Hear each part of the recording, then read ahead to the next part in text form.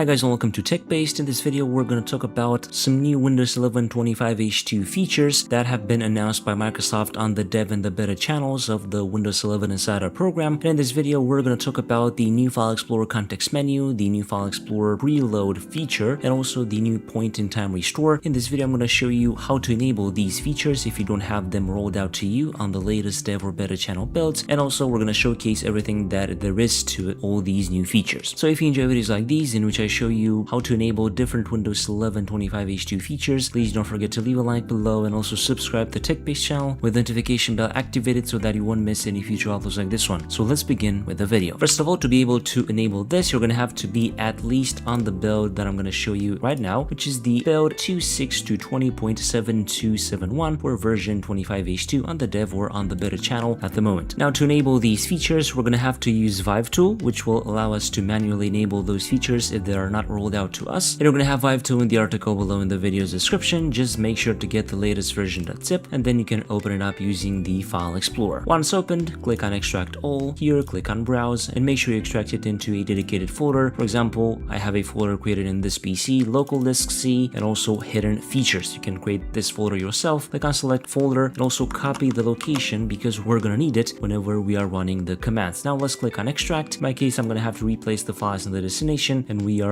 good to go. This is how easily you can set up Vive tool on your computer. Now let's start to enable these features. Open up the search box, type in here CMD, and in the right side, click on Run as Administrator, and on User Account Control, click on Yes. Inside CMD, type in first of all CD and then paste the location where you extracted Vive tool. And we're gonna run a few commands to enable these features. A huge shout out to Phantom of Earth on Twitter or x.com for providing the IDs and information about these new features. Make sure to follow him from the pinned comment below. First of all, to enable the new context menu, we're gonna have to type in Vive tool /enable/AD and then this ID and then press enter and you should receive the message successfully set feature configuration. And to enable the new preload feature inside the File Explorer, we're gonna have to run this ID and again you should receive the message successfully set feature configuration. And finally, the last command is this one with two different IDs, which will enable the new point-in-time restore feature that you can find in Windows 11 25H2 on the dev or on the beta channels. Every command from here will be in the article below in the video's description, so just get them from there without having to pause the video or anything. Now let's exit out from the CMD and restart our computer for the changes to take effect. After the restart, if we're gonna open up the File Explorer, first of all, you're gonna notice that the context menu is now way smaller. If I were to right click on a file, you may notice that the context menu is now way